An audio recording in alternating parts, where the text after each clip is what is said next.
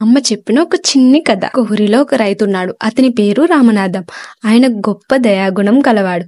ఒకసారి కొండపైన తన పొలంలో వరి కోసి కుప్పలు వేస్తున్నాడు. 4 రోజులుగా పని సాగుతుంది. ఆ కొండ కింద కూడా పంట భూములున్నాయి. తన పంట నుంచి చూస్తే సముద్రం చాలా అందంగా కనిపిస్తుంది. ఆనాటితో కుప్ప వేయడం పూర్తయింది. ఇంటికి బయలుదేరదాం అని అనుకున్నాడు. ఎందుకో ఒకసారి సముద్రం వైపు చూశాడు. సముద్రం నీరు ఒక్కసారిగా లోపలికి తగ్గిపోవడం గమనించాడు. అంటే వెంటనే పెద్ద ఉప్పెనలాగా సముద్రం పొంగి కొండ కింద ఉన్న భూముల్ని ముంచేస్తుందని తెలుసుకున్నాడు. పొలాల్లో వందల మంది కూలీలు పనిచేస్తూ ఉన్నారు. వాళ్ళకి రాబోయే ప్రమాదం గురించి తెలియదు.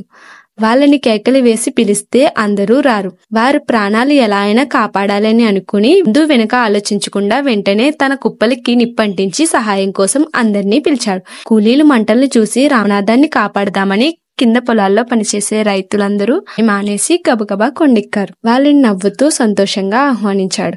పైకి వచ్చిన వాళ్ళకి ఏమీ అర్థం కాలేదు. ఆశ్చర్యంగా చూస్తూ ఉన్నారు. అప్పుడు రామనాథం కిందికి చూడమని చెప్పాడు. రైతులు చూస్తుండగానే సముద్రం పొంగి తమ భూమిని ముంచేసింది.